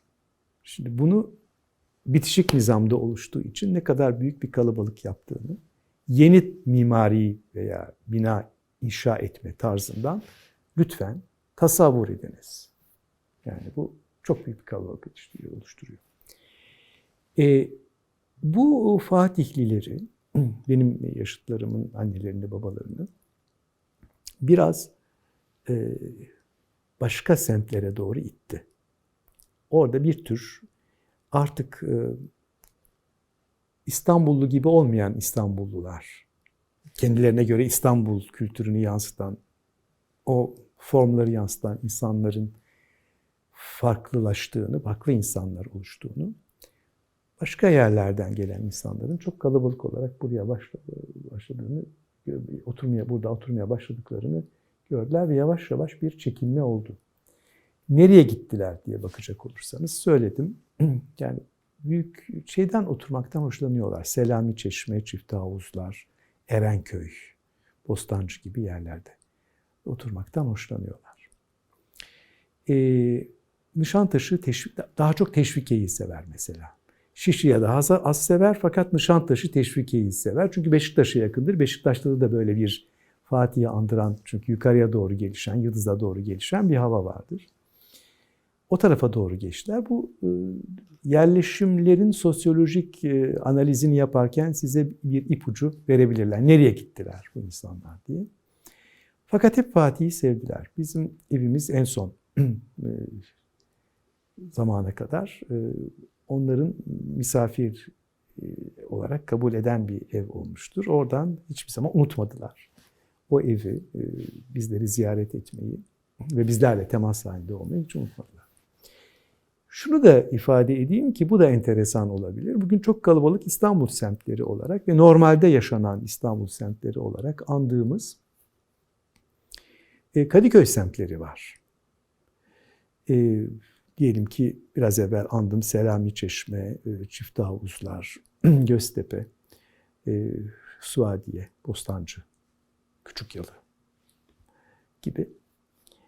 Bunlar bizim çocukluğumuzun Fatihlileri için sayfiye yerleriydi. Yani henüz oralara taşınmamışlardı ama sayfiye için. Acaba o sayfiyeye gittikleri yer mi onları cezbetti bilmiyorum. Şimdi Bodrum'dakiler, Bodrum'da olmak çok cezbediyor. Acaba Bodrum'a mı gidiyor İstanbullular falan diye sorularımız var ya. Oraları cezbetmiş olmalı. Yani işin daha da enteresan tarafı. Mesela bizim daha çok gittiğimiz yer, büyük babamın vefatından sonra gittiğimiz yer sayfiye yeri olarak neresiydi biliyor musunuz? Hiç aklınıza gelmez. Söğütlü Çeşme. Gelir mi aklınıza? Yani altı yoldan aşağıya, Hasanpaşa'ya doğru Söğüt Çeşme. Şimdi tam Fenerbahçe'den gelip Acıbadem'e doğru giden Fenerbahçe Stadyumu, o Söğütlü Çeşme'nin üzerinden geçen yol, bir köprü var. Yanında da bir kabristan var arkasında. O kabristan bizim evimizin bahçesinin arkasıydı. Yazın gittiğimiz evimizin bahçesinin arkasıydı. Evimiz de tam ayakların durduğu yerdeydi. Yani o köprünün ayaklarının durduğu yerdeydi. O kalabalığı hercümerci, trafiğin durumunu düşünün. Herhalde bizimkiler bahçe olacak diye. Ama diyelim ki 1950 yıllara kadar sayfiyeye nereye gidilirdi? Bu benim bildiğim zaman, ama Büyükova'nın hayatta olduğu zaman sayfiyeye nereye gidilirdi diye bakacak olursanız. Mesela ailenin gittiği sayfiye yerleri Yeniköy, Büyükdere, Bostancı, Suadiye. Yani bu 4 yeri özellikle hatırlıyorum. Çünkü aile hatıraları bunun içinde var. Bugün buralar yok. Yani bugün buralar sayfiye yerleri falan değil. O ağaçlar, bahçeler, köşkler veya bahçe içindeki evler artık yok. Biz ondan sonra 5 yaşında olmamdan itibaren de çok şükür biraz daha ilerlere gittik Söğütlü Çeşme'den. Çünkü anneannem istiyordu, seviyordu. Biraz daha ilerlere gittik. Orası da şimdi yine pek kalabalık bir semt olan Süreyya Plajı, Maltepe. Yani oraları da bizim için sayfiyeydi. Ama biraz evvel andığım yine muhitimizin çok değerli şahsiyetlerinden biri olan Ahmet Hamdi Emgen, Emgen Eczanesi sahibi, ilk eczanelerden biri olarak eczahane malzemesi Hacettepe Üniversitesi'nde müze malzemesi olmuştur. Onlar da biraz evvel söylediğim gibi deniz kenarında, tren hattıyla deniz kenarının arasında kalan çok küçük bir kısımda 3 katlı bir güzel evleri vardı. Oraya giderler. Demek küçük yalı yine bir sayfiye yeriymiş. Bu da bir enteresan değişimdir. Ama şimdi ben Fatih'e dönüyorum çünkü konumuz Fatih. Fatih bugün hatırlanamayacak derecede. Yani eskinin üstü örtülmüş vaziyette. Şimdi dün okudum, Ayverdi hanımefendi hakkında bir adını taşıyan bir Büyükşehir Belediyesi bir kütüphane kurmuş. Çok memnun oldum bu ismi verdikleri için. Ben de davetliydim fakat eşimin rahatsızlığı dolayısıyla hastanede olmamız gerekiyordu. Ona gidemedim. Orada Büyükşehir'den çok değerli bir şahsiyet diyor ki 1930'lardan sonra Fevzi Paşa Caddesi üzerinde kalan yegane ev Ekrem Hakkı Ayverdi'nin evidir. Bu ev bizim için çok önemlidir. Sami Hanım ve Ekrem Bey orada oturmuşlardır. Yani bize aşağı yukarı bir 500 metre, belki 300 metre mesafede. O muhitin orada oturması dolayısıyla orada seçmişlerdir. Bakın bina kalmamış. Bina kalmamış. Bir tek o bina direniyor ve Kubbetullah Akademisi merkezi olarak direniyor. Bizim konağımızda işte Cenan Vakfı'nda yanında tutan kendi konak evimiz olarak ortada. Bina kalmamış. İnsan hiç kalmadı. Ne görüyorsunuz? Nasıl bir büyük bir sıkıntı var? Sokağınızın başındaki evde oturanlar da sizi tanımıyor. Bırakınız yan sokakları. Ama birbirlerini de tanımıyorlar ve kendi aralarında apartman içinde de iletişim ne haldedir? Maalesef pozitif bir algım veya pozitif bir tahminim yok. Çok kalabalık, çok yoğun bir trafik, her an birbiriyle didişen bir ortam, kişiler ve arabanın içindeki kişiler veya arabalar arası didişim. Zor mesafe alınan bir ortam ve Türkiye'nin hiçbir yerinde ya da çok az yerinde olduğu kadar kalabalık bir çarşı. Çarşıların arka planında da sokaklara yerleştirilmeye çalışılan başka ne türlü yapsınlar ki? İmalathaneler. Bu tabii benim çocukluğumun İstanbul'u değil. Korkunç bir muaşeret, kötü bir muaşeret.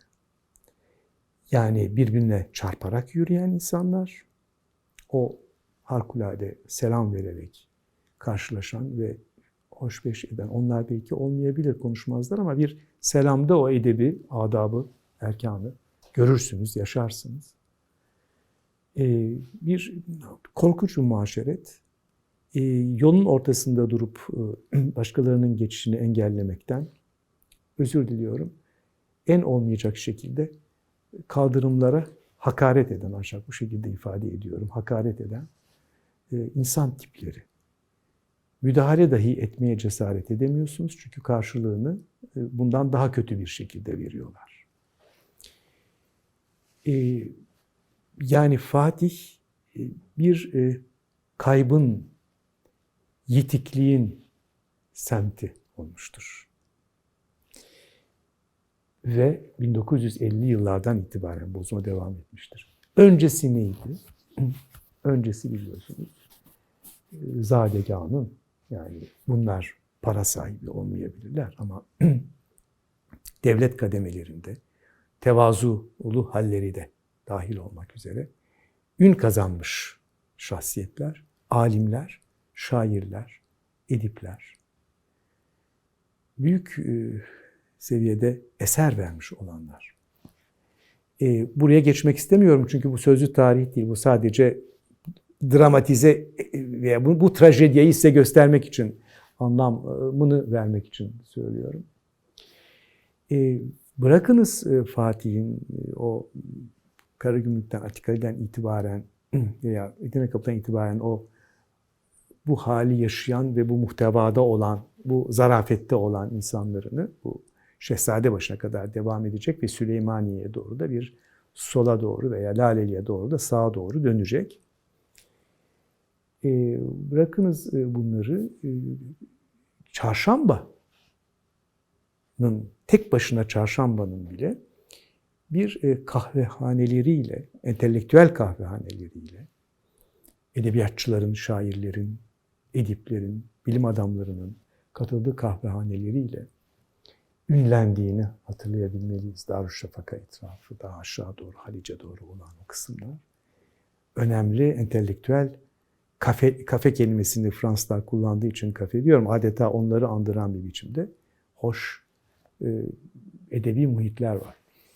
Bizim çocukluğumuzda 1950'den sonra, yani büyük babamın vefatından sonra bu edebi muhit olma özelliği bugün evet biraz evvel andığım Kubbealtı Akademisi'nin merkez binası olan Ekrem Hakkı Ayverdi'nin, İlhan Ayverdi'nin ve Samiha Ayverdi'nin oturmuş bulundukları o 1930'larda yapılmış olan mekan idi. Çünkü bu medeniyete aşık ve bu medeniyetin içinden, bu medeniyetin yabancısı olsa bile bu medeniyetin hürmetini taşıyan insanların, ilim adamlarının, düşünce insanlarının zaman zaman bir araya geldiği bir evdi. Biz de çocukluğumuzda bunlardan tabii çok istifade ettik. Bunun bir kısmı bizim evimizde de cereyan etti ama büyük babamdan sonra şeyi azaldı. Ama Ekrem Hakkı Bey'in ve Samiha Hanım'ın evinde çocuklara olan ihtimam gibi ilmi hayata ve fikri hayata, entelektüel hayata ihtimam da devam etti. Orada çocukluğumdan itibaren çok farklı insanlarla, yani bu kültürü taşımış olan, bu musikiyi, bu şiiri taşımış olan insanlarla da çocukluğumda çocuk ruhumu etkileyecek şekilde karşılaştığımı söyleyebilirim. Bunlar çok önemliydi. Bizim bu 7 ve 9 numara, pardon, evet 7 ve 9 numaralı olan iki konak, biri daha önce dergah, daha sonra konak olmuş. Bir kere büyük aile. Yani çocuklar, torunlar. Biz Ankara'dayız ama ondan sonra geldik. Ama Ankara'da olduğumuz zaman bir kızının kendisi ve eşi Ankara'da oturuyor. Çocuklarıyla birlikte zaman zaman işte yaz tatillerinde buradalar. Ama diğer tarafta da bu sefer teyzemin ailesi var. Çünkü 1925 sonrasında büyük babam dergahlar kapatılınca burayı kapatıyor, sırlıyor özel tabirle. Ve konak olarak teyzeme ve onun eşi olan Profesör Ziya Cemal Bey'e veriyor. Onun çocukları, torunları. Hatta değerli Ziya Cemal Bey eniştemiz çok önemli bir operatör, çene cerrahı, çok yüksek seviyede bir bilim adamı. Batılıların dahi hayran olduğu bir şahsiyet. Fakat o kayınpederinin yanından ayrılmak istemeyen bir şey. Bir yerlere gitmek istemiyor. Yurt dışından çünkü davetler alıyor. Çocukları var ve onların çocuklarının çocuğu olan torunlardan bir tanesinin eşi de Mustafa Tahralı'dır. Değerli tasavvuf tarihi profesörü olan alimimiz. O da çok iyi bir fatih fikriyatına sahiptir ve şairdir, müzisyendir. Onunla da belki böyle bir görüşmeyi yapabilirsiniz. Son zamanlara kadar da teyzemin ailesinin yaşayan çocukları veya torunları olarak o konak tarafında o oturdu. Şimdi biz burayı bir Cenan Vakfı olarak onlardan devraldık ve Büyükbabamın hatıralarını, Muhit'in hatıralarını, fikriyatını ve maneviyatının idrak edebileceğimiz ölçüdeki halini çalışmaya, tetkik etmeye, aktarmaya, anlatmaya çalışıyoruz. Ama konağa geçtiğimiz zaman, asıl konağa geçtiğimiz zaman benim de kısmen gördüğüm ve Büyükbabamın da kendisi hayattayken etrafında oluşan bütün bir kocaman aile çok disiplinli bir hayat yaşıyor. Yani sadece şöyle baktım, şöyle konuştum değil, zamanın çok disiplinli kullanıldığı bir aile yapısı var. Aile büyük konak olduğu için farklı ileri yaştaki insanlar farklı fonksiyonlara sahipler. Mesela biri ev idaresini üstleniyor, biri misafir ağırlamayı. Çünkü çok misafir gelen bir yapı. Bir tanesi eğitimle uğraşıyor. Değil mi? Yani böyle bir yapıları var. Hanım misafirler geldiğinde meşgul olan var. Erkek misafir geldiğinde meşgul olanlar var. Geniş bir konak hali nasıl olur? Keşke oradan tasviri olabilseydi ama yer yer tasvir edilmiştir evimizin hali. Çok disiplinli yaşanıyor.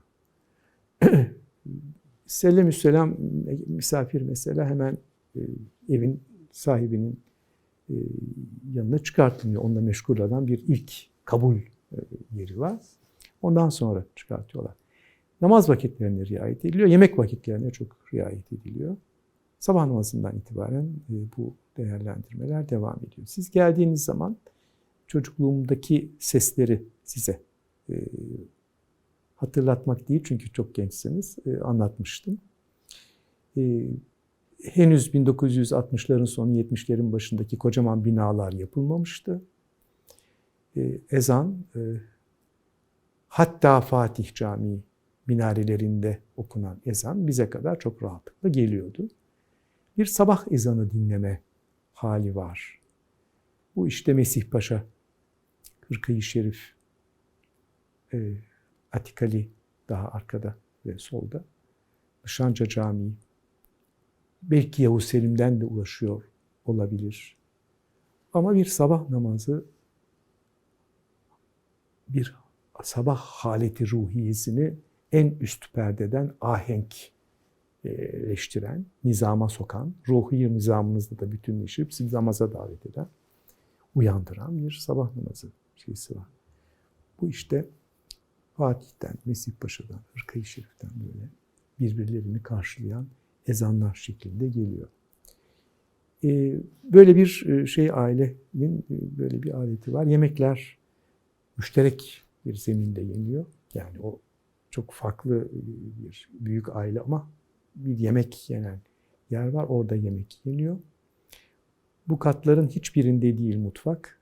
Fakat giriş katında bir mutfak bölmesi var. Büyük konaklarda olduğu gibi eşit büyüklükte. Merdivene yakın bir zeminde kurulmuş. Yani umumi merdivene yakın bir zeminde kurulmuş.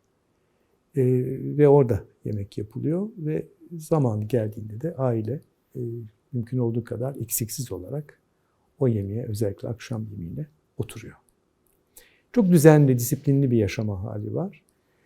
Eğer Büyükbabam meslek hayatına devam ettiriyorsa ki 1867 doğumlu ve 1950'de vefat ettiğinde 83 yaşında. 1938'lere kadar devam etmiş Marif'te. Evvela Marif Müdürü, Tetkikat-ı İlmiye Encümeni Azası ve Darüşşafaka Lisesi Müdürü olarak. Ama ondan sonra da özel bir okul olarak Fener Rum Okulu'nda Fransızca ve edebiyat muallimliği yapmış. Bu da enteresan bir tarafı aile hayatımızın. Onunla alakalı bir anekdotta müsaade ederseniz anlatacağım. Giriş çıkış saatleri çok belli ve gelmeye hazır bir anda orası bir şekilde kendi akşam disiplinine giriveriyor konak. Ona göre istikbale çıkılıyor ve ağırlanıyor. Misafir düzeni varsa eğer misafir ona göre alınıyor. İçte yaşanan bir takım böyle ziyaret yerlerinde falan durmak var. Mesela büyük babaannem Hatice Canan Valide, vakfın ismini taşıyan, önce bahçemizde, dergahın bahçesine defnedilmiş. O bizim evimiz için bir manevi bir makam gibi düşünülür. Siz de Canan Vakfı'na gelmiştiniz. Merdivenden çıkarken sol tarafta bulunan bir alandır. Mesela ailenin fertleri son derece sessizce bu makamı zaman zaman ziyaret edip dönüyorlar. Bahçeye çıkıp ziyaret ediyorlar ve dönüyorlar. Belki büyük babam da aynı şey içerisinde olabiliyor. Çünkü çok bağlı annesine, müthiş bir anne muhabbeti var. Yani bu evin adaplarında size söylenebilecek olan kadarıyla veya benim hatırlayabilecek olduğum kadarıyla şey. Şimdi Fener Rum Mektebi'nde öğretmenlik yapıyor dedim. Ve buradan bir anekdot aktarmak istiyorum.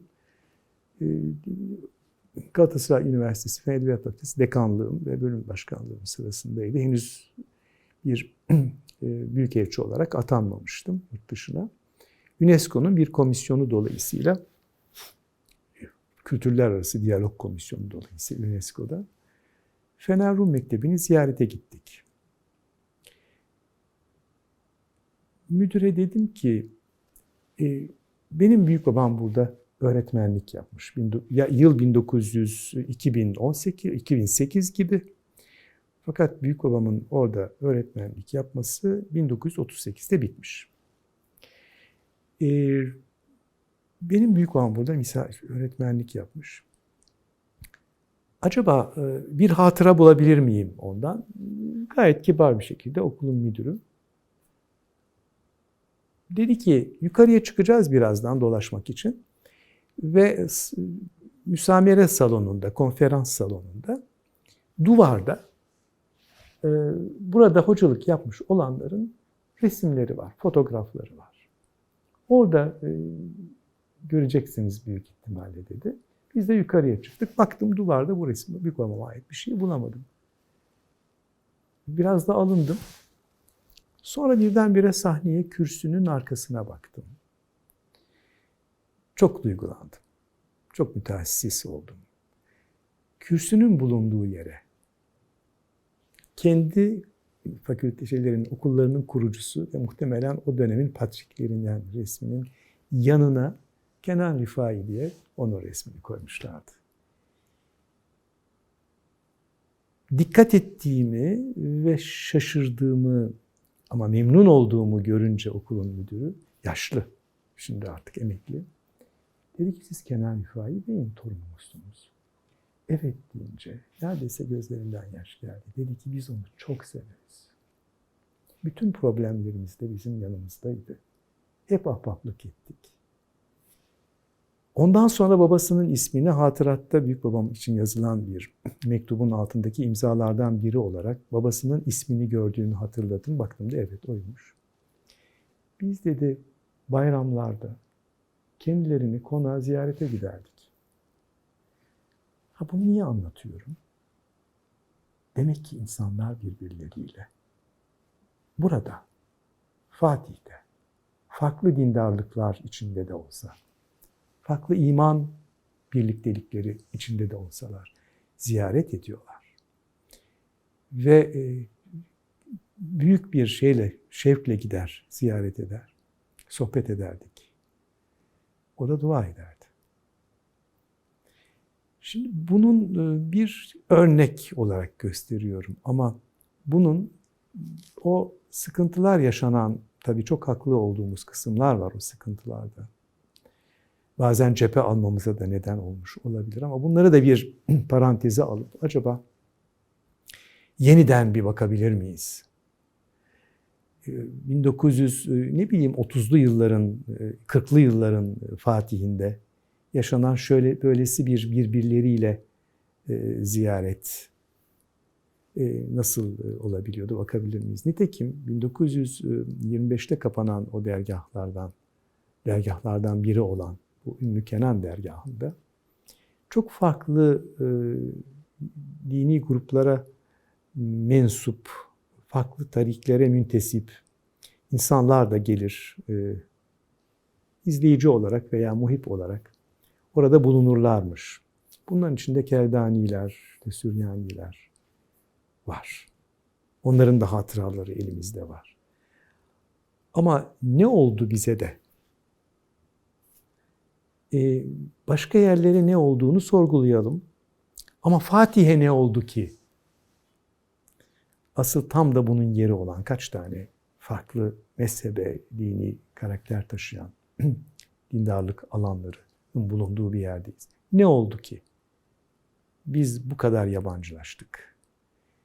Sadece onlar mı? Bütün dostluklarımıza yabancılaştık. Kelime önemli. Uslubumuza yabancılaştık. Yani bir Fatihli uslubu var. Önemli mi Fatih'in böyle olması? Kurarız başka bir semt, orada olur. Önemli. Çünkü bunun kadim dönemlerden gelen ve bizim tarihsel kadimimiz olan Osmanlı medeniyetinin tarihsel kadim tarihi olan İstanbul, Sur içi İstanbul ve Fatih'le alakalı olduğunu özellikle hatırlatalım. O bizim semtimiz için bahsettiğimi hatırlıyorum.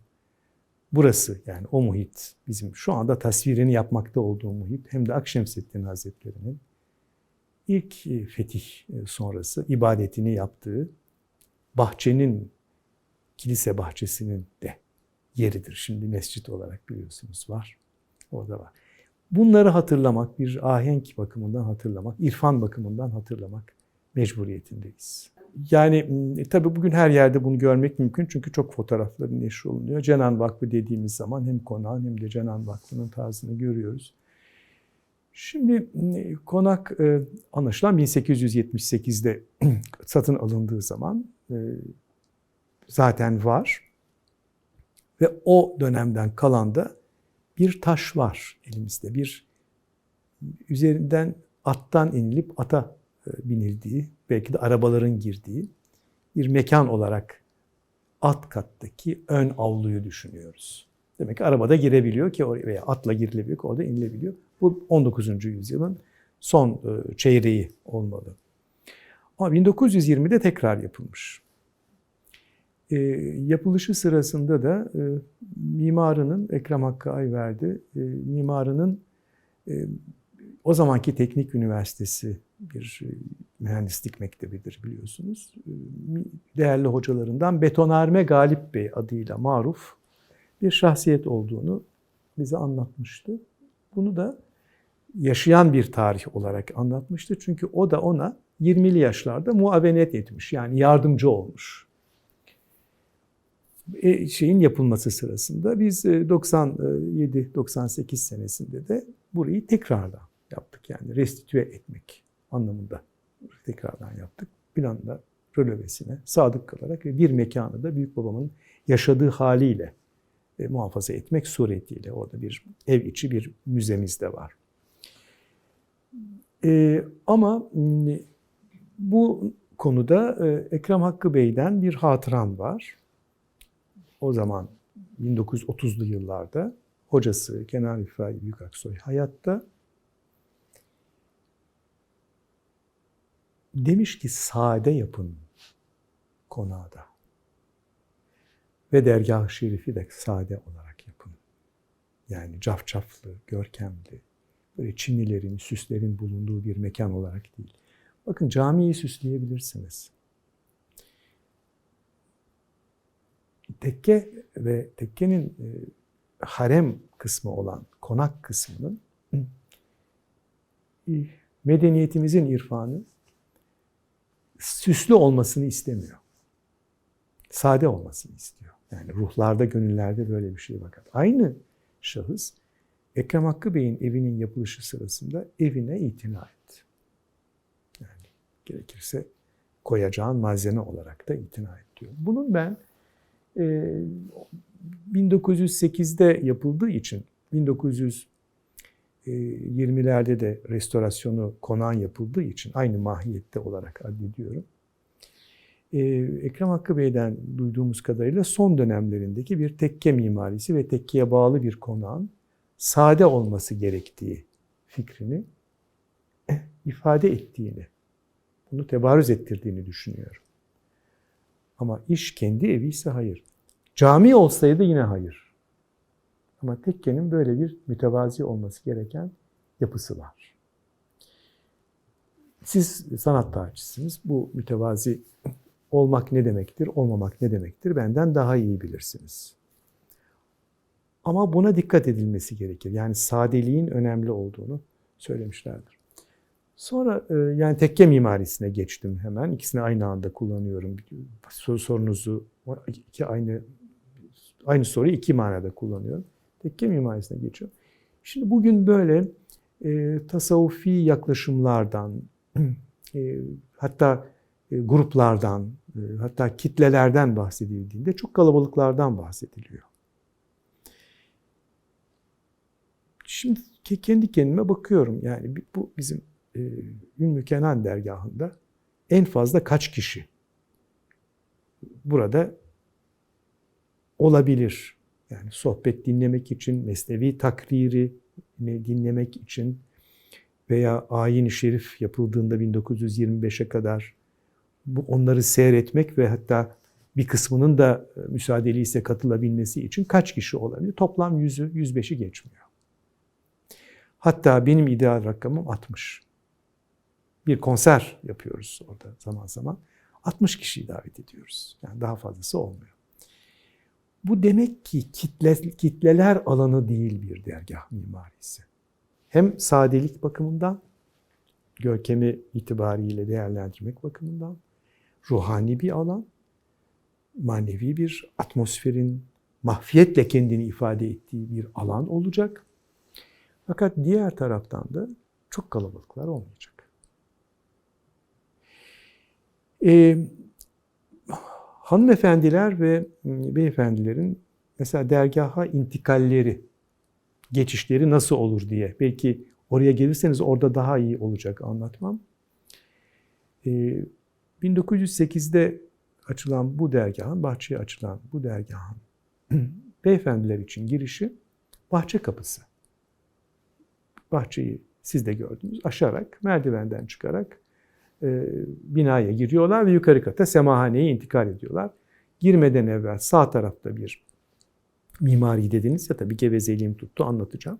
Sağ tarafta bir taamhane var, refektuar dediğimiz yabancı bir terimle. Sol tarafta da Dervişhan'ın kabul gördüğü bir, bugünkü manadaki merdiven altı kahve ocağı değil, kahve ocağı denen, bütün Rumeli dergahlarında da vardır, kahve pişirip ikram edilen ve sohbet olan bir mekan. Aşağı yukarı içinde bulunduğumuz, stüdyomuzun bulunduğu şu mekanın birazcık daha genişi. Birazcık daha geniş ama sırayla oturuyorlar. Tabii bir matbah var. Yani mutfak var.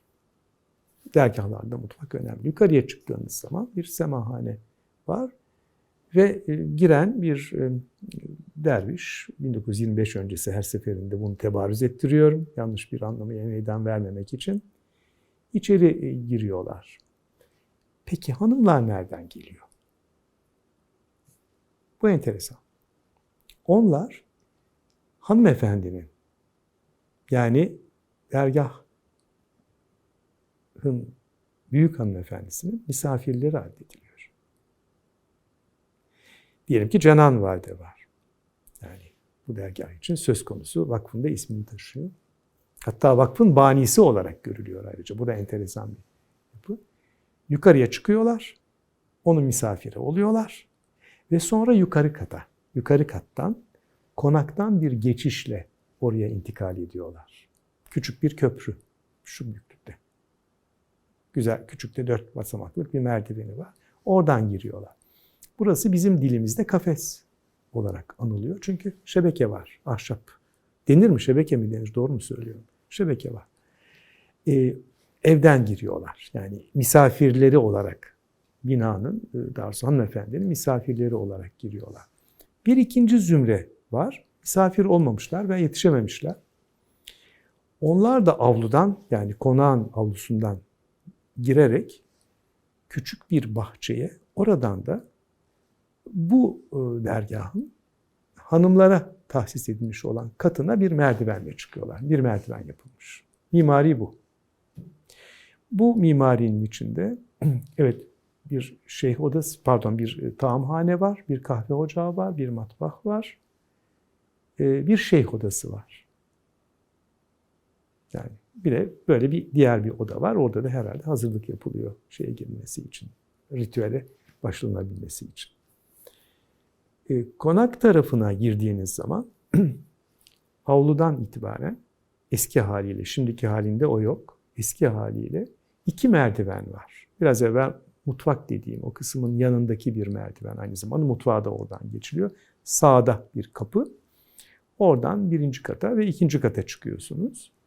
Daha harici bir alan orası. Yani daha harici bir alan. Demek ki erkek misafirler geldiği zaman oradan yukarıya misafir odasına, orta kattaki misafir odasına çıkacaklar. Ama biz bunu görmedik dedi. O daha bir genelleşmiş oldu. Ama bir de kapının hemen karşısına gelen bir merdiven var. O doğrudan doğruya ailenin mekanına doğru yükseliyor. 2. kat. Yani hariciye değil, dahili. Yani harem kısmının da harem olan kısmına doğru yükseliyor. Böyle bir mimari. Bu konak mimarisinin eskiden beri olduğunu düşünürüm. Yani 1878'lerde satın alındığı zaman da böyle olmuş olduğunu düşünürüm. Geldiğiniz zaman inşallah bunu merdivenler olarak yer itibariyle size gösteririm. Hanımefendilerin nasıl iştirak ettiklerini. Yani onlar farklı alanlardan meydana, meydan kelimesini kullanayım, intikal ediyorlar.